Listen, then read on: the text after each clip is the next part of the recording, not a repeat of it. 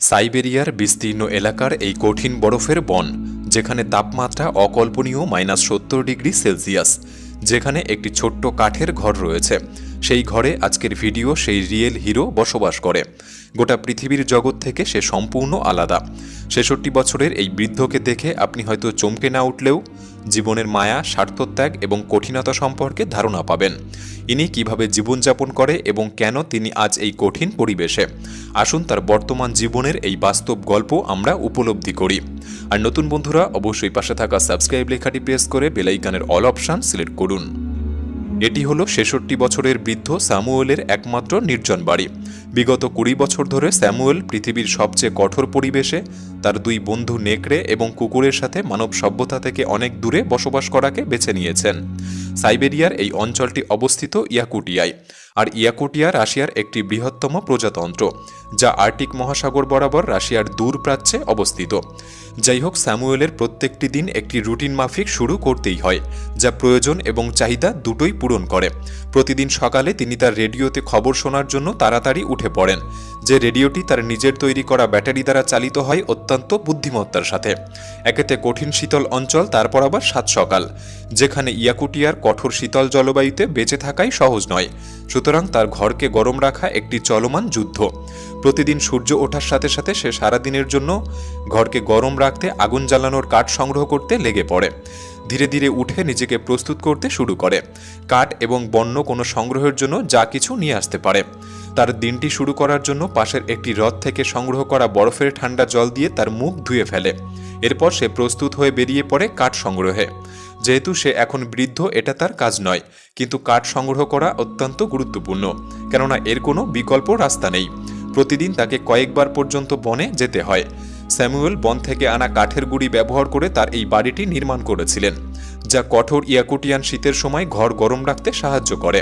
তিনি দড়ি ব্যবহার করে কাঠের গুঁড়িগুলিকে একের পর এক সাজিয়ে অভিনব কায়দায় বাড়িটিকে তৈরি করেছিলেন। এরকম ধরনের বাড়ি যা প্রায়শই ইয়াকুটিয়ান বাসিন্দারা তৈরি করে থাকেন। ৬৬ বছরের বৃদ্ধ হলেও তার মনের জোর তাকে শক্ত গাছের গুঁড়িগুলিকে কেটে সেগুলিকে সাইজ করে বাড়িতে আনতে সাহায্য করে। প্রত্যেকটি কাঠের টুকরোকে একসাথে বেঁধে তার নিজের তৈরি চাকাওয়ালা গাড়িতে করে টানতে টানতে বাড়িতে নিয়ে আসে। তিনি যে ঘরে বাস করে সেখানে সঠিক আঁটোসাঁটো জানালার ব্যবস্থা নেই। তিনি এক জাতীয় প্লাস্টিক কাগজ ব্যবহার করেন, আর এই প্লাস্টিক কাগজ কার্যকরভাবে ঠান্ডা নিরোধক নয়, তাই ঘরটিকে ভালোভাবে উত্তপ্ত রাখে না। সুতরাং স্যামুয়েলকে দিনের মধ্যে অনেকবার ঘর গরম রাখার ব্যবস্থাপনা করতে হয়, কারণ ইয়াকুটিয়ার ক্ষমাহীন এই জলবায়ু অনবরত হুমকি প্রকাশ করে এবং সতর্কতা জারি করে।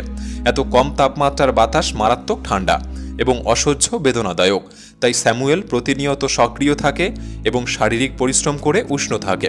যেহেতু স্যামুয়েল নিকটতম গ্রাম থেকে প্রায় ৩০ কিলোমিটার দূরে বসবাস করে, তাই খাবার সংগ্রহের জন্য তাকে প্রতিনিয়ত চ্যালেঞ্জের সঙ্গে লড়াই করতে হয়। তিনি খুব বেশি শিকার করেন না, তবে তার মাংস সংগ্রহের একমাত্র উৎস ফাঁদ পেতে বন্য খরগোশ ধরা। যদিও এই পদ্ধতি সবসময় কাজ করে না। যখন খাদ্য সরবরাহ কম হয়, তখন তাকে গ্রামের দীর্ঘ ৫ ঘন্টা পথ হেঁটে যেতে হয়, যা একটি কঠিন যাত্রা।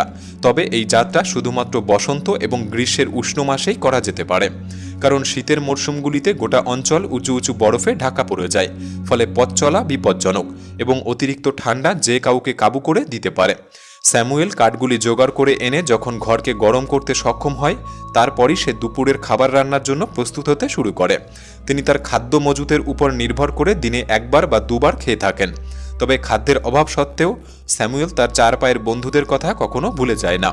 সবসময় খেয়াল রাখেন যেন তারাও খাবার পায়। সে যদি নিজে খেতে পায়, তবে তার একটি অংশ তাদেরকে দেবেই। স্যামুয়েল এবং তার দুই বন্ধুর মধ্যে গড়ে উঠেছে যেন এক অটুট বন্ধুত্ব, যে বন্ধুত্ব যেন কোনোদিনই ছিন্ন হবার নয়। আসলেই হয়তো প্রাণীদেরকে যদি আমরা ভালোভাবে বুঝি, হয়তো তারাও আমাদের ভাষা বোঝে। এটাই তার জলজান্ত প্রমাণ। স্যামুয়েলের মিউজিক বাজানো শুনে যেন কুকুরটিও তার ভাষায় গান শুরু করে দিয়েছে।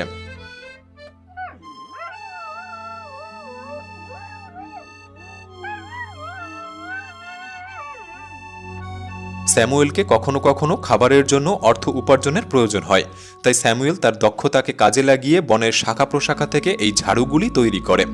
এরপর গ্রীষ্মের দিনগুলিতে তিনি ৫ ঘন্টা হেঁটে নিকটতম গ্রামে পৌঁছায় এবং ঝাড়ুগুলি বিক্রি করে আসে প্রতিটি $3 বিনিময়ে। স্যামুয়েল মাংসের যোগান দিতে কখনো কখনো বনের দিকে রওনা দেয়, তিনি খরগোশের জন্য আগে থেকে যে ফাঁদগুলি পেতে রাখে সেগুলি পরীক্ষা করতে। বন অঞ্চলে বাস করতে করতে তিনি শিখে গিয়েছেন এই দক্ষতা। এবার তার ফাঁদে একটি খরগোশ ধরা পড়েছে এবং কিছুটা হলেও এটি তার খাদ্যের যোগান দেবে। এভাবেই স্যামুয়েল প্রতিদিন চ্যালেঞ্জের মুখোমুখি হন। সহজ কাজটি কঠিন হয়ে পড়ে যখন তাকে এমন দুর্গম স্থানে প্রতিদিন খাবার জোগাড় করতেই হবে। কারণ দুর্ভাগ্যবশত তিনি শিকারের পদ্ধতি জানলেও কখনো কখনো তিনি বন্য সাইবেরিয়ান প্রাণীদের ধরার জন্য ফাঁদ স্থাপন করলে শিকারের সফলতা খুবই বিরল হয়ে থাকে, হয়তো মাসে একবার। এমনকি গ্রীষ্মের দিনগুলিতে স্যামুয়েল কাছাকাছি হ্রদে মাছ ধরতে যায়, কারণ শীত আসার সাথে সাথে খাবার খোঁজা আরও চ্যালেঞ্জ হয়ে যাবে, তাই খাবার মজুত করে রাখা প্রয়োজন।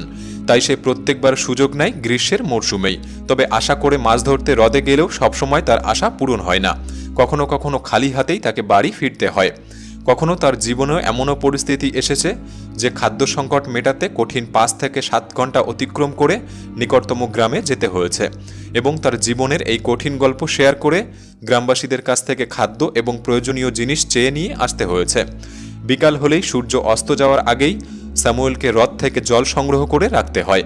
তিনি এতদিনে বুঝতে পেরেছেন যে হ্রদের বরফ তার পানীয় এবং ধোয়ার জন্য প্রাথমিক উৎস, তাই সেই বরফ পরিষ্কার এবং নিরাপদ অবশ্যই হওয়া চাই। তিনি এই হিমায়িত বরফগুলিকে বিশুদ্ধ করে এবং এর মধ্যে কোনো জীবাণু থাকলে সেগুলিকে দূর করে। এই দৈনন্দিন রুটিনটি স্যামুয়েলের জন্য অত্যন্ত গুরুত্বপূর্ণ, কারণ তিনি জানেন যে এই জলই একজন মানুষের সুস্বাস্থ্য বজায় রাখে। তাই তিনি প্রতিনিয়ত বরফগুলিকে তুলে নিয়ে যাওয়ার পর তা ফুটিয়ে জীবাণুমুক্ত করেই তারপরেই পান করে। তিনি যেহেতু প্রয়োজন থেকেই সবকিছু শিখেছেন, তাই তার শখের জিনিসগুলিরও একটি বিকল্প উপায় বার করে নিয়েছেন। আমাদের মতো শাওয়ার তার কাছে না থাকলেও তিনি একটি পেট্রোল পাত্রতে জল ভরে ঐতিহ্যবাহী বাথ হাউস তৈরি করেছেন। স্যামুয়েলের সৃজনশীলতার কোনো সীমা নেই। তিনি একজন গোছালো মানুষ। জীবনে তিনি যা পেয়েছেন তাতেই তিনি সুখ খুঁজে নিয়েছেন। তবে পৃথিবীর এই কঠিন শীতলতম স্থানে এসেও বসবাসে তার কিছু সুবিধা রয়েছে। তার মধ্যে একটি হলো স্যামুয়েলের খাবার তাজা রাখার জন্য রেফ্রিজারেটরের প্রয়োজন হয় না। অত্যন্ত ঠান্ডা ওয়েদার একটি প্রাকৃতিক ফ্রিজার হিসেবে কাজ করে, যা তাকে তার খাবার বাইরে সংরক্ষণ করেও রাখতে দেয়।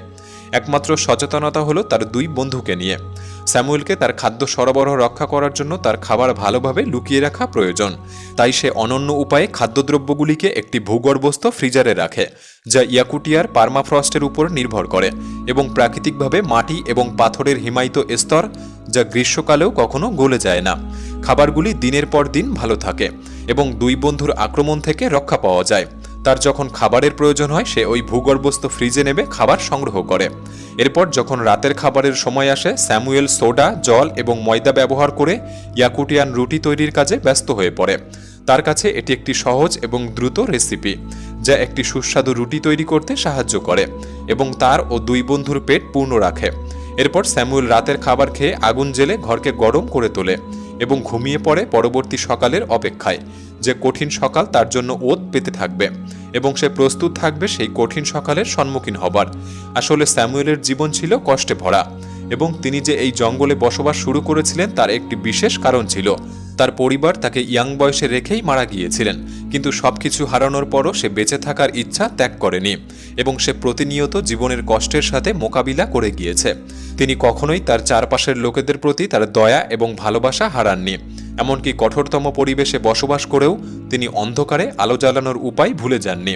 তিনি হয়তো একদিন হারিয়ে যাবে, বাকি বিশ্ব তাকে মনে না রাখলেও ইয়াকুটিয়ান মাটি তাকে চিরকাল মনে রাখবে, এটা আমার বিশ্বাস। ইনি হলেন আসল হিরো, যিনি যতটুকু পেয়েছেন তাতেই খুশি। আর যাই হোক, জীবনের মায়া তিনি কখনোই ত্যাগ করেননি। আপনার কি মতামত আমাদের কমেন্ট বক্সে জানাতে পারেন। আজকের এই ভিডিওটি ভালো লাগলে একটি লাইক করতে পারেন। তাহলে দেখা হচ্ছে পরবর্তী নতুন একটি এপিসোডে। ধন্যবাদ।